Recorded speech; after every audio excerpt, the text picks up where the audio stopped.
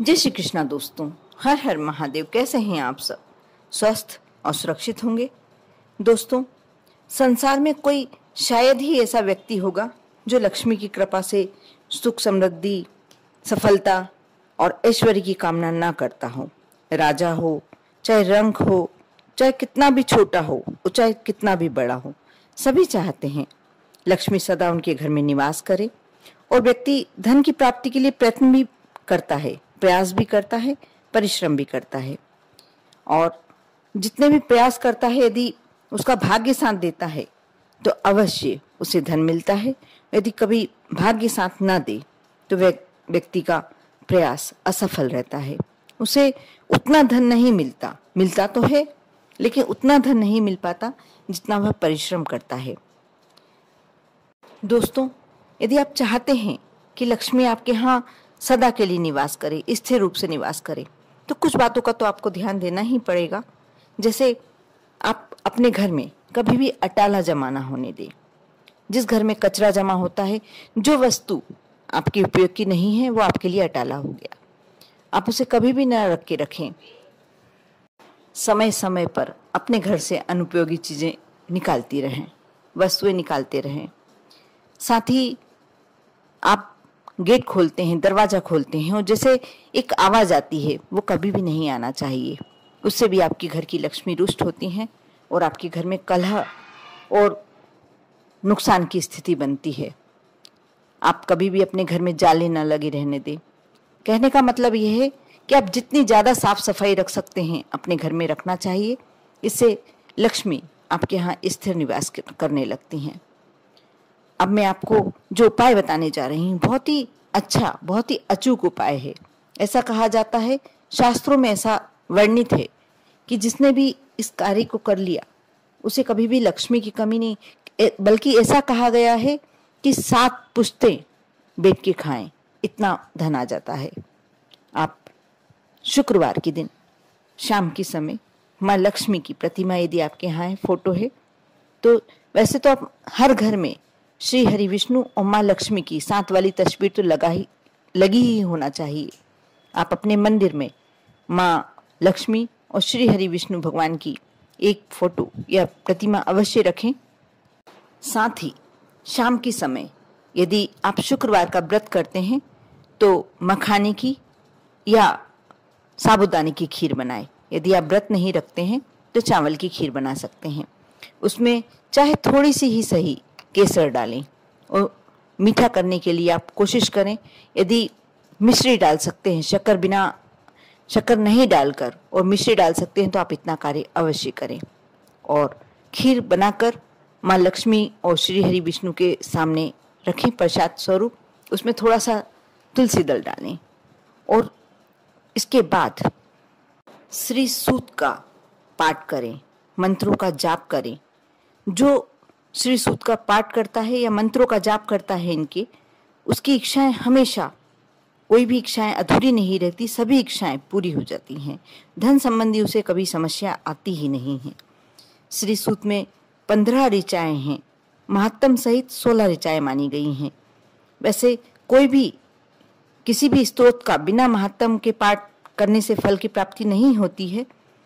आप श्री सूक्त के पूरे मंत्रों का पाठ करें और ऋग्वेद के अनुसार आप लाल या गुलाबी वस्त्र धारण करें, लाल रंग का ही आसन रखें। माँ लक्ष्मी और श्री हरि विष्णु को आप यदि कमल मिल जाए, कमल का पुष्प मिल जाए तो आप कमल का पुष्प चढ़ाएं। नहीं मिल पाए तो कोई लाल गुलाब चढ़ाएं, गुलाबी गुलाब चढ़ाएं या और दूसरा पुष्प जो भी लाल गुलाबी रंग का होता है वह चढ़ाएं। आप इतना कार्य करने के बाद महालक्ष्मी और श्री हरि विष्णु का आह्वान करें।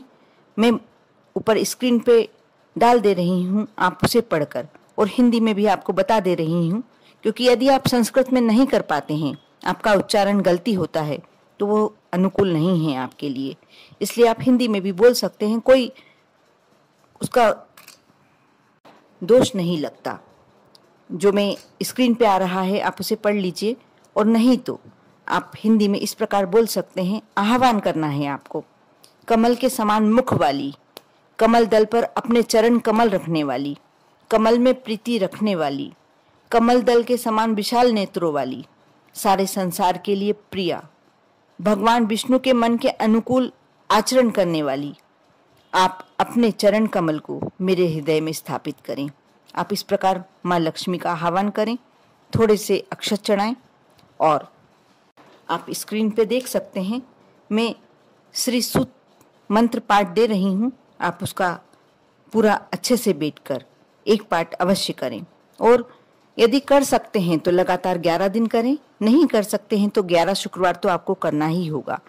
आपने यह सब जब श्री सूत का पाठ हो गया, शुद्ध घी का दीपक प्रज्वलित करना होगा पहले, उसके बाद आरती करें और ये जो प्रसाद बनाया है खीर का, आप पूरे परिवार को, अपने परिवार के मेंबरों को, सदस्यों को, सबको वितरित करें। उसके बाद आपका कार्य पूरा हो गया। आप इस प्रकार 11 शुक्रवार करें या कर सकते हैं तो शुक्रवार से शुरू करके 11 दिन तक प्रतिदिन करें। आप देखना इसका आपको क्या फल मिलेगा, आप खुद ही कमेंट्स करके बताएंगे, क्योंकि बहुतों ने बताया है, बहुतों ने करा है और ऐसा कोई व्यक्ति नहीं है जिसने ये श्री सूत जी का पाठ किया है और माँ लक्ष्मी की इस प्रकार पूजन श्री शुक्रवार को करी है, उसको कोई भी कमी नहीं रह गई। आज वह लाखों करोड़ों में अपनी जिंदगी निकाल रहा है, गुजार रहा है। इसलिए आप भी अवश्य करें।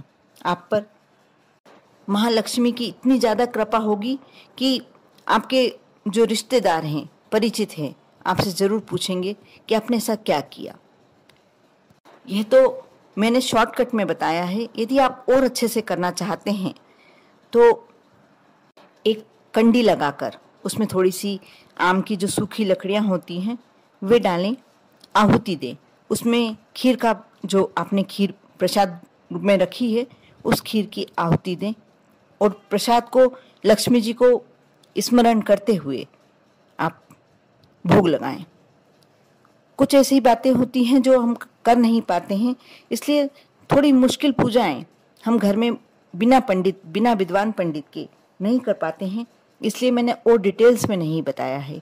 लेकिन यदि आप इतनी पूजन भी कर लेते हैं तो आप मान कर चलिए, ऐसा कहा जाता है, पुराणों में ऐसा उल्लेख है कि व्यक्ति वर्तमान से लेकर आने वाले 7 जन्मों तक निर्धन हो ही नहीं सकता जो इस प्रकार माँ लक्ष्मी को अपने घर में आमंत्रित करता है।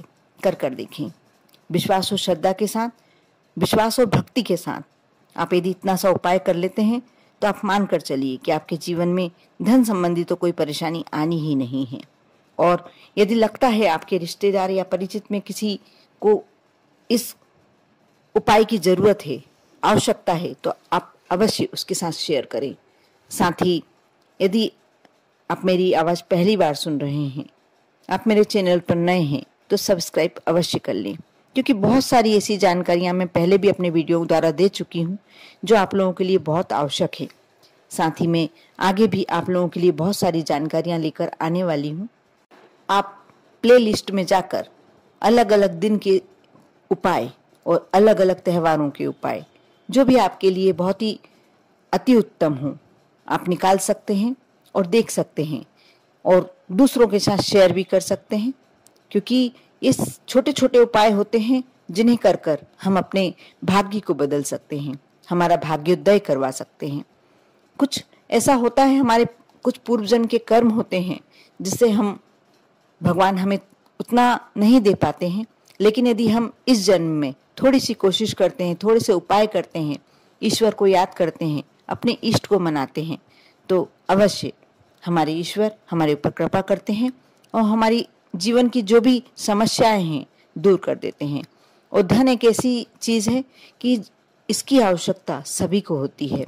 यदि धन है तो आप दान भी कर सकते हैं, धार्मिक कार्य भी कर सकते हैं और अपने बच्चों को अच्छा जीवन भी दे सकते हैं।